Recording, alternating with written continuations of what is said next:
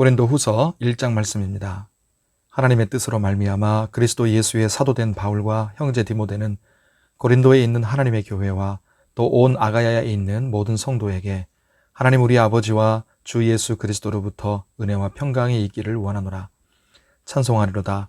그는 우리 주 예수 그리스도의 하나님이시요 자비의 아버지시요 모든 위로의 하나님이시며 우리의 모든 환난 중에서 우리를 위로하사 우리로 하여금 하나님께 받는 위로로서 모든 환난 중에 있는 자들을 능히 위로하게 하시는 이시로다. 그리스도의 고난이 우리에게 넘친 것 같이 우리가 받는 위로도 그리스도로 말미암아 넘치는도다. 우리가 환난 당하는 것도 너희가 위로와 구원을 받게 하려는 것이요 우리가 위로를 받는 것도 너희가 위로를 받게 하려는 것이니 이 위로가 너희 속에 역사하여 우리가 받는 것 같은 고난을 너희도 견디게 하느니라. 너희를 위한 우리의 소망이 견고함은 너희가 고난에 참여하는 자가 된 것 같이 위로에도 그러할 줄을 알미라.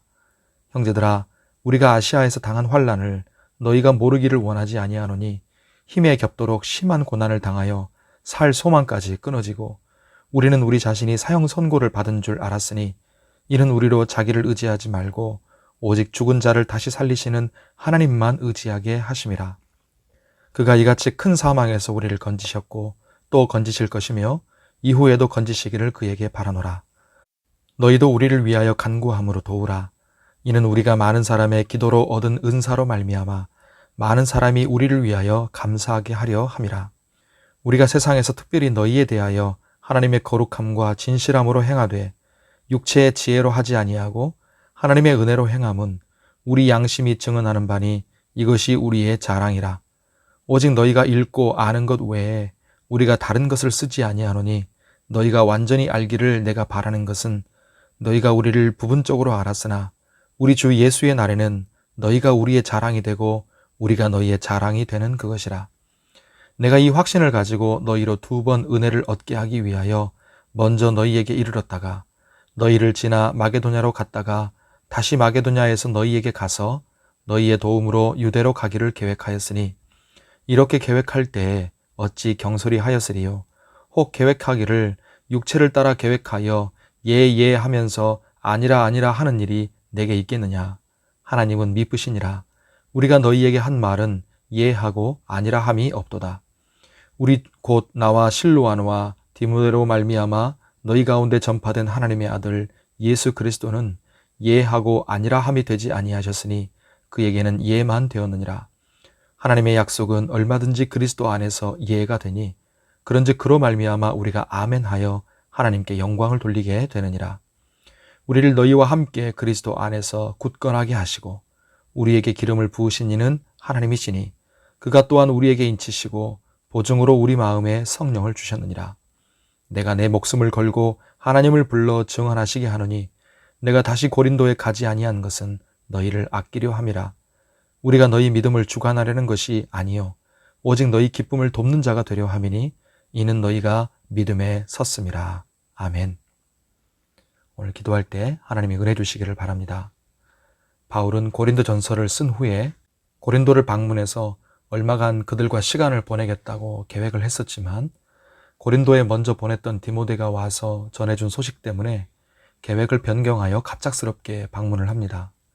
고린도 교회가 우상 숭배와 음행뿐만이 아니라 거짓 교사들로 인해서 무너지고 있고 바울의 사도성도 의심받고 있었던 것이죠. 바울의 이 갑작스러운 방문에 고린도 교회 사람들이 바울의 인격과 사도성에 거센 비난을 퍼부었고요. 바울은 크게 상처를 받습니다. 왜 바울은 그리 고난이 많은가? 왜 하나님의 인도를 받는다면서 이랬다 저랬다 하는가? 왜 그의 설교는 힘이 없는가? 그의 재정적인 투명함을 믿을 수 있는가? 이런 여러 가지 도전과 비난들이 바울에게 날아왔습니다. 바울은 돌아와서 눈물로 회개를 촉구하는 편지를 써서 보냈고 그 편지로 고린도 교회 사람들이 많이 회개하고 돌이켰습니다. 오늘 1장에서부터 고난에 대해서 말하고 고린도 교회 방문이 변경된 것을 말하는 배경이 여기에 있습니다.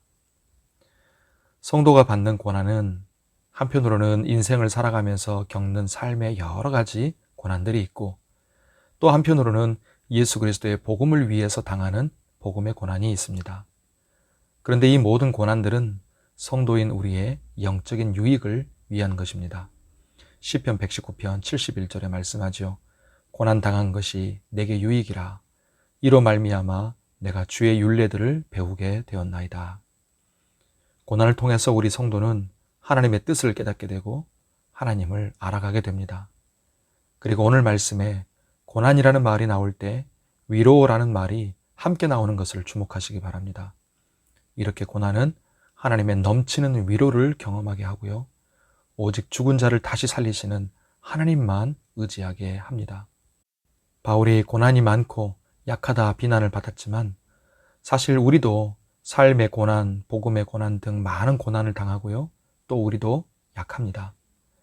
하지만 우리가 약하기에 하나님의 강하심이 드러나는 것이고 우리가 당하는 고난을 통해서 하나님의 능력과 영광이 드러나게 되는 것입니다. 그러므로 약함과 고난 중에 하나님을 의지하심으로 강하신 하나님, 그리고 우리를 위로하시고 우리를 통해 일하시는 하나님을 만나시기를 예수님의 이름으로 축복합니다. 오늘도 주의 은혜 가운데 강건하고 평안하시기를 바랍니다. 기도하겠습니다. 하나님 아버지, 우리 인생 속에서 수많은 고난들이 일어나고 그 속에서 우리의 마음이 피곤하고 영혼이 녹을 때가 많음을 고백합니다.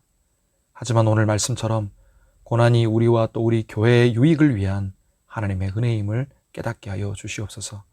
그래서 고난 중에 하나님을 신뢰하고 하나님만 의지하게 하오시며 주의 율례를 배우게 하시고 고난보다 더욱 풍성하게 넘치는 하나님의 위로를 경험하게 하여 주시옵소서.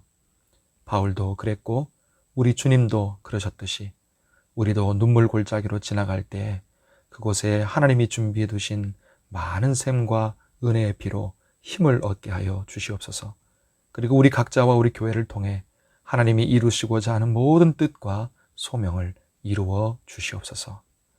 오늘도 우리 삶을 붙드시고 주 안에서 영과 육이 강건하게 하시며 모든 우리의 선한 수고가 주의 뜻 안에서 의미 있고 열매 맺게 하여 주시옵소서. 아픈 지체들을 치료하여 주시고 오늘도 우리의 간절한 기도에 선하게 응답하여 주시옵소서. 예수님의 이름으로 기도하옵나이다. 아멘.